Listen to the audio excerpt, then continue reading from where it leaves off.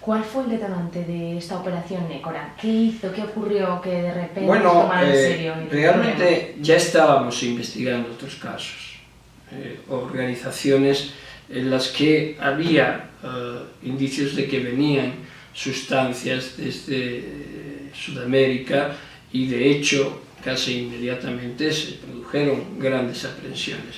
Pero la causa, el sumario que se dio luego en conocer como Operación Nécora, tiene su origen muy definido en el testimonio inicial de un arrepentido que era Ricardo Portavales. Y luego se sumó el de Fernández Padín y luego otros conforme fueron avanzando la investigación. Una primera fase en la que se producen las detenciones de los capos más significativos y a continuación, unos días después, una segunda tanda y una tercera y así sucesivamente. En muchos casos el testimonio de Ricardo Portavales fue insuficiente luego en el juicio. El de Fernández Padín tuvo más consistencia. Se ha criticado mucho de que la operación Nécora fue un fracaso en el sentido de que las penas fueron menores. Yo no creo que lo sea. Si lo juzgamos con la perspectiva de hoy hacia entonces o con los medios que entonces se tenían, realmente fue memorable esa actuación en todos los sentidos. Que hubiera un 73-74% de condenas no es un fracaso.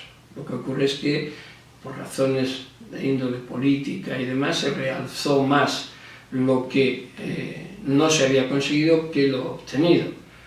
Y lo importante de esa operación Nécora fue el aprendizaje que en todos los ámbitos tuvimos. Aprendimos de los errores, aprendimos de las deficiencias, fuimos mejorándolo, fuimos consiguiendo unas etapas, unos jalones cada vez mayores. Conseguimos una cooperación internacional que antes no existía. Conseguimos que por primera vez países como Colombia prestaron atención y asistencia. Conseguimos que países como Italia, como Francia, nos tomaran en serio y se produjera una cooperación en forma sistemática. Conseguimos que el modelo de la llamada Operación Nécora también se aplicara a las tramas y mafias de la heroína, de las organizaciones turcas y posteriormente también a la conocida como Operación Pitón, que era toda la trama de tráfico de hachís entre Marruecos, España y el resto de Europa, y donde hubo centenares de condenados, donde los testimonios conseguidos aquí fueron prueba definitiva en Francia, lo fueron en Holanda, lo fueron en Italia, lo fueron en Estados Unidos. Es decir, se generó una dinámica que globalmente yo creo que fue bastante importante. He tratado en el último libro, en El punto de mira, reflejar un poco cómo era ese tiempo y cómo investigaciones cruzadas con escasos medios, con abundantes mecanismos por parte de los narcotraficantes y de los lavadores de dinero, conseguimos dar una respuesta, yo creo que aceptable. Y se abrió, como digo, la cooperación internacional. En definitiva, fueron momentos en que nos fuimos adelantando los acontecimientos y figuras como, por ejemplo, el agente encubierto que yo autoricé por primera vez en el año 91, no se regularon después hasta el año 99, legalmente, y sin embargo el Tribunal Supremo las dio como válidas porque aplicamos convenciones internacionales. Los abordajes, cuando los autorizamos, todavía ni siquiera estaba ratificada la Convención de Montego Bay de Derechos del Mar, y sin embargo vimos los mecanismos y tuvimos que inventar sobre la marcha y forzarnos, y cómo generar el tema de la detención cuando se producía en alta mar y sin embargo no duraban más de 3 días y las 72 horas transcurrían, cómo generar una protección, cumplir las garantías. Bueno, era algo que era difícil, pero que se consiguió, yo creo, y que fue evolucionando también el derecho en este tema a una rapidez adecuada. ¿Tuvieron las madres de Herguet, entre ellas Carmen Avendaño, que ver en que comenzara la instrucción de la operación Nécora, por ejemplo?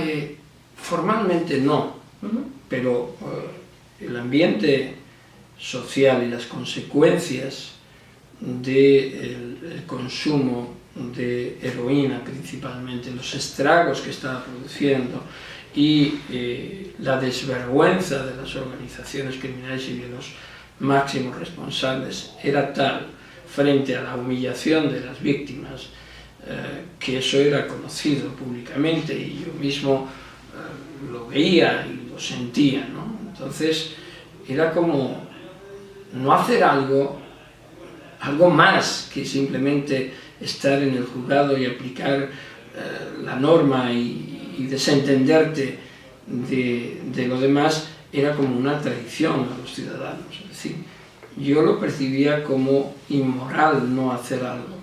Era más fácil no hacer nada, era más cómodo no hacer nada. Bueno, si la policía te traía un atestado, cumplías, si te traía a los dos que habían detenido en una lancha, bien, pero eso nos llegaba. Es decir, si nos quedábamos ahí, no avanzábamos, no le ganábamos terreno, no reducíamos el espacio de las organizaciones. Entonces, lo que yo hacía y la Fiscalía Antidroga también era plantearnos, decir, vamos a ir más allá y vamos a ponernos por delante. Vamos a investigar aquello que no se prevé. Y en eso, quienes mejor lo entendieron fueron la sociedad civil, las organizaciones como Herguet y demás, porque era lo que estaban pidiendo, porque la mayor revictimización venía por parte de esos grandes capos que, utilizando groseramente el producto de sus ilícitas ganancias, se exhibían frente a quienes estaban padeciendo las consecuencias. Por tanto, era la sociedad quien mejor identificaba. Cuando el Estado dio respuesta, se empezaron a aproximar los dos mundos y la sociedad percibió que por fin las instituciones le estaban acompañando en esa lucha, de modo que sí, claro que sí, estuvo en la base. Fue fundamental el movimiento de organizaciones ciudadanas, luego organizaciones también de asistencia, pero motivadas especialmente también por la recuperación de las víctimas, que yo siempre he considerado los consumidores son más víctimas que parte del problema, ¿no? No son los que generan las grandes operaciones ni los que resultan beneficiados, sino quienes mueren, quienes sufren y quienes son arrastrados. Por tanto, había que tomarlos como tales y apuntar a donde estaba el núcleo del problema, que era la organización criminal. En una entrevista que hice el otro día a un compañero, a Carmen Avendaño, esta decía que el equipo capitaneado por usted y por el fiscal Zaragoza, del que formaban parte varios funcionarios, pues precisamente justo lo que usted sostenía hace un ratito era que tenían muy pocos recursos, ¿no? Hasta el punto que llegaba a decir que llegaron a poner al servicio de la instrucción recursos suyos propios, de su propio bolsillo, como eran máquinas de escribir, cinta de recambio para grabaciones. ¿Eso fue así? Sí, absolutamente, porque se empezaba entonces a utilizar las grabaciones que incluso ni estaban previstas en la ley. Yo recuerdo que fue la operación Nécora la primera vez que yo dije que se grabara en vídeo una declaración. Y cuando dije esto, bueno, decir, ¿dónde hay un vídeo? Y no había vídeo, yo aproveché el propio vídeo que tenía yo y las cintas que tenía yo. Luego ya la policía facilitó. No era fácil que facilitara porque no estaba prevista, ¿no? Incluso se criticaba que se grabara. Hoy día no puede hacerse nada si no se graba una declaración, es decir, que en eso también fuimos pioneros, pero sufrimos las consecuencias de todos aquellos que veían en esta dinámica algo que íbamos demasiado rápidos. Entonces nos pasábamos horas y horas tomando declaraciones, pero bueno, si había que comprarnos bocadillos para los funcionarios o para los policías, pues unas veces pagaba el fiscal, otras veces pagaba yo, otras veces la policía, es decir, había una especie de hermandad y de aprovechamiento al máximo de los escasos recursos, y no nos importaba ni el tiempo, ni la dedicación, ni en estos casos si había que pagarle a alguien para que viajara, porque nos movía algo muy potente, ¿no?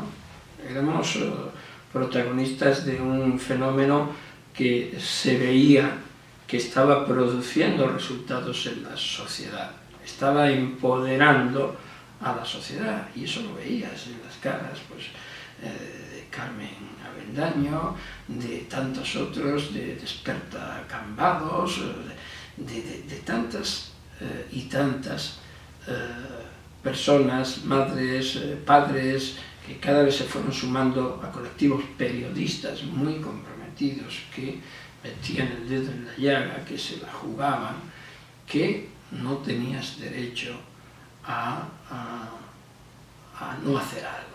Recuerdo personas como Carmen Durán, que hasta el día de hoy sigue peleando, es decir, no tenías argumento para no hacer nada.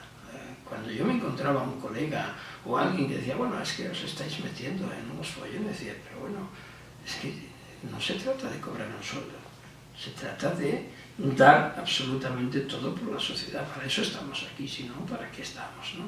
Bueno, es una forma de enfocar los temas que no es totalmente compartida, pero que creo que era necesario. Y ahí yo creo que lo importante de aquel momento es que sumamos un equipo muy importante y actuamos en coordinación, y esa coordinación que yo tantas veces he echado de menos en otros ámbitos, funcionó, hizo que funcionara, y de alguna manera nos convertimos en un instrumento que era temido por los narcotraficantes, y la Unidad Central de Estupefacientes, cada vez que aparecía, era pánico el que generaba, porque tenían muy buena información, trabajaban muy bien y iban en ese cambio de paradigma al núcleo.